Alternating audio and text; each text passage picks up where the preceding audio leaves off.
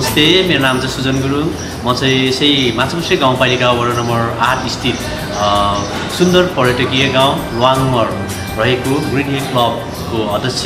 यसै चैत्र 24 देखि 27 गतेसम्म चाहिँ 31औं ऐतिहासिक चैत्र दशैं मेला सञ्चालन हुन गइरहेको छ।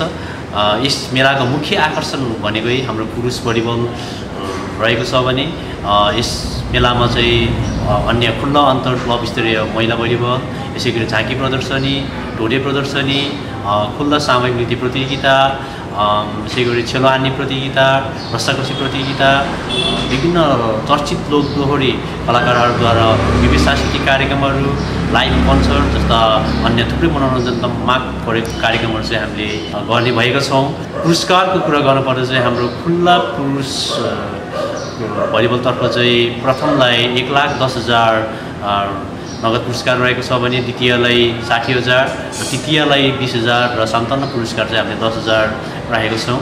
यसैगरी महिलातर्फको प्रथम पुरस्कार 20,000, तृतीय पुरस्कार 10,000 रहेको छ।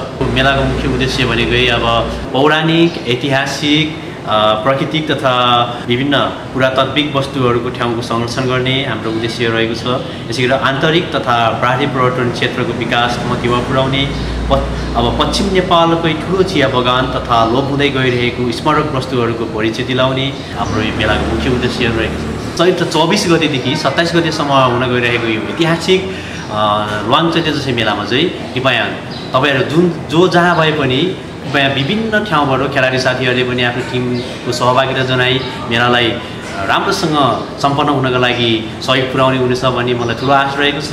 हाम्रो लुवाङ गाउँमा आई मेलालाई भव्य र सभ्यता साथ सम्पन्न गरिदिनुको लागि म अनुरोध गर्न चाहन्छु। धन्यवाद।